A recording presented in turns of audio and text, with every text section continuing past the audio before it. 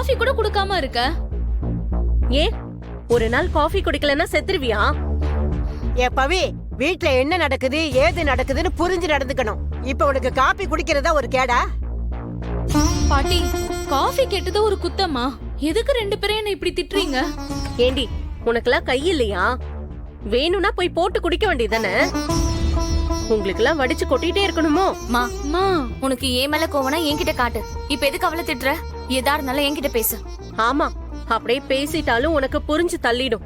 காலங்காத்தால என்னை எரிச்சுக்காம போய் உங்க அப்பா கூட சேர்ந்து அடுத்து எந்த குடும்பத்தை கெடுக்கலான்னு போய் பேசி முடிவு பண்ணுங்க. போங்க. நாங்க எந்த குடும்பத்தை கெடுத்து நீ பாத்த?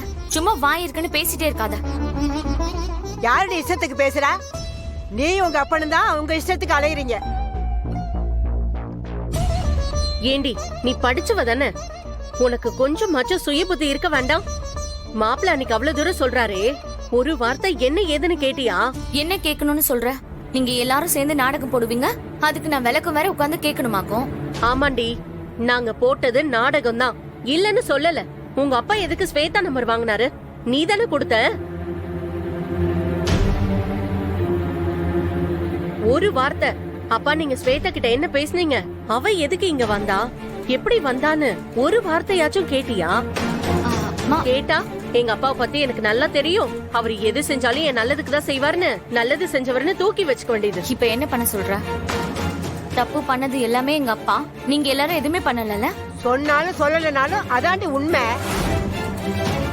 உங்க அப்பனை நீ பிறந்ததுல இருந்து தான் உனக்கு தெரியும்.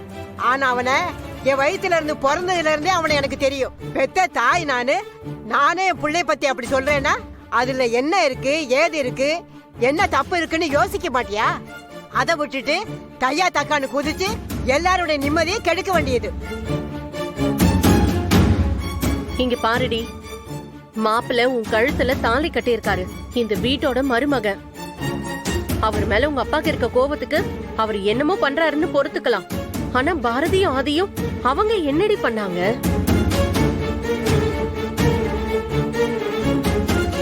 உன்னை அவ தேடி வந்ததுக்கு நீயும் உங்க அப்பாவும் காட்டுற அக்கறை தானா?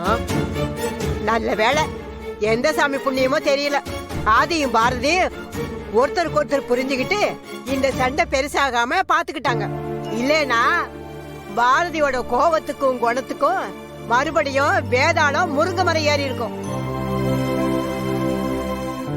அத்தை, இவளுக்குலாம் எவ்வளவு சொன்னாலும் புரியாது. இவகிட்ட பேசி உங்க ஆவிய குறைச்சுக்காதீங்க. மன்னிப்பு கேட்க சொல்லிருப்பாளா? அவரு எதுக்கு மன்னிப்பு கேட்கணும்? அவரா தப்பு பண்ணாரு.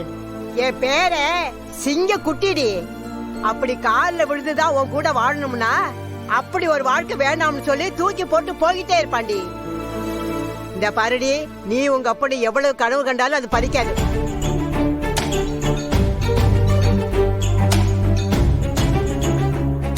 உன் வாழ்க்கையை நீயே அழிச்சுக்கிட்டு இருக்க. அது உனக்கு தெரியும் போது அழகர் உன் பக்கத்துல இருக்க மாட்டாரு, அவ்வளவுதான் சொல்லுவேன்.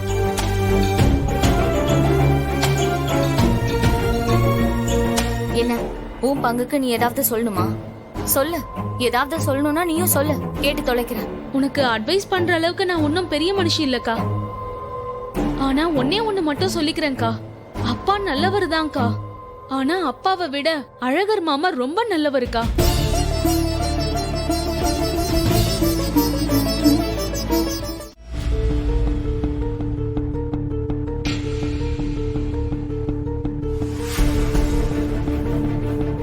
இன்னும் எவ்வளவு நேரம் ரெண்டு பேரும் இப்படி மாறி மாறி பார்த்துட்டு அமைதியாவே இருப்பீங்க? அப்போ பேசினதுல சரின்னு சொல்ல வரீங்களா? பாரதி, நான் அவனை வர சொன்னது எங்க பிரச்சனையை பத்தி பேசுறதுக்கு இல்ல, அவனுக்கு ஆண்டாளுக்கு நடக்கிற பிரச்சனையை பத்தி பேச. அதை பத்தி பேசுறதுக்கு என்ன இருக்கு? பாரதி, அவனை போய் ஆண்டாள் அப்பா கிட்ட ஒழுங்கா மன்னிப்பு கேட்க சொல்லுங்க. ஆண்டாள் கூட சந்தோஷமா வாழ சொல்லுங்க. தப்பு பண்ணாம நான் எதுக்கு மன்னிப்பு கேட்கணும்? நடந்த எல்லா பிரச்சனைக்கும் காரணம் ஆண்டாள் உங்க அப்பன் தான். மன்னிப்பு நான் கேட்கணுமா? ஆண்டாள் கூட வாழ்றதுக்காக அவர்கிட்ட மன்னிப்பு கேட்கறது தப்பே இல்லை. அப்படி மன்னிப்பு கேட்டுதான் நான் வாழணும்னா அந்த மாதிரி வாழ்க்கை எனக்கு தேவையில்லைன்னு சொல்லுங்க அவங்ககிட்ட. திருப்பி திருப்பி அதுவே பேசிட்டு வைத்திய மாதிரி பேச வேண்டாம்னு சொல்லுங்க பாரதி. மனசுக்கு பிடிச்சவங்களை விட்டுட்டு வாழ்றது சரியான வாழ்க்கைக்கு அர்த்தமே கிடையாது. மனசுக்கு பிடிச்சனால அவங்க சொல்றது எல்லாமே பண்ணணும்னு எனக்கு அவசியம் கிடையாது. பாரதி, அவன் என்ன ஃப்ரெண்டா நினைச்சான்னா இன்னைக்கே போய் மன்னிப்பு கேட்க சொல்லுங்க. இல்லைன்னா அவன் என்ன நினைக்கிறானோ அப்படியே பண்ண சொல்லுங்க. ஆதி என்ன பேசுறீங்க? அவர் உங்களை ஃப்ரெண்டா நினைக்க போய் தானே இங்க வந்து உட்கார்ந்துருக்காரு. அதெல்லாம் அவனுக்கு புரியாதுங்க. புரிஞ்சதுனால தான் இப்ப பேசிட்டு இருக்கேன். ஆசைப்பட்ட வாழ்க்கை கிடைக்காம ஏதோ ஒரு வாழ்க்கை கிடைச்சு அந்த வாழ்க்கைய நாம நேசிச்சு ஏத்துக்க நினைக்கும் போது அது கிடைக்கலன்னா எவ்வளவு வலிக்கும்னு எனக்கு நல்லா தெரியும். பாரதி, நீங்க என்னை விட்டுட்டீங்க வந்ததுக்கு அப்புறம் எழுத்து வீட்டுல வந்து உக்காந்துக்கிட்டு நீங்க என்ன பாப்பீங்களா, என் கூட பேசுவீங்களான்னு நான் ஏங்கிட்டு இருந்தத அவனும் தானே பார்த்தான். அந்த கொடுமையை கூடவே இருந்து பார்த்து அவன் எவ்வளவு கஷ்டப்பட்டிருப்பான். இப்ப நம்மள மாதிரியே அந்த வலியை அவனும் அனுபவிக்கணுமா? பிடிச்ச பொண்ணு கூட வாழாத வாழ்க்கைக்கு பேரு வாழ்க்கையே இல்ல. ஆமா அழகர், உங்களுக்கு ஆண்டாளை எவ்வளவு பிடிக்கும்னு எங்களுக்கு தெரியும்.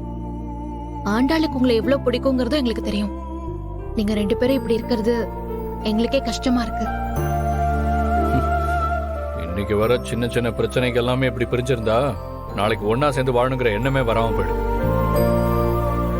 அழகர், எங்க 2 பேரையும் சேர்த்து வைக்கிறதுக்காக நீங்க 2 பேரும் என்னெல்லாம் பண்ணீங்க. அப்படி இருக்கும்போது இன்னைக்கு நாங்க ஒன்னா இருக்கும்போது நீங்க இப்படி இருந்தா எங்களுக்கு அது எவ்வளவு குற்ற உணர்ச்சியா இருக்கும்னு உங்களுக்கு புரியலையா? ஆண்டாள் கிட்ட இருக்கிற ஒரே பிரச்சனை அவங்க அப்பா தான். ஆனா இத இவன் அங்க போய் அவங்க கூட இருந்துதான் புரிய வைக்கணும். கூட இருந்தாதான் புரிய வைக்க முடியும். அதை விட்டுட்டு இப்படி சண்டை போட்டுக்கிட்டே இருந்தா அவங்களுக்கு என்ன புரியும்? பாரதி, அவன் எனக்கு சொன்னதுதான் இப்ப நான் அவனுக்கு சொல்றேன்.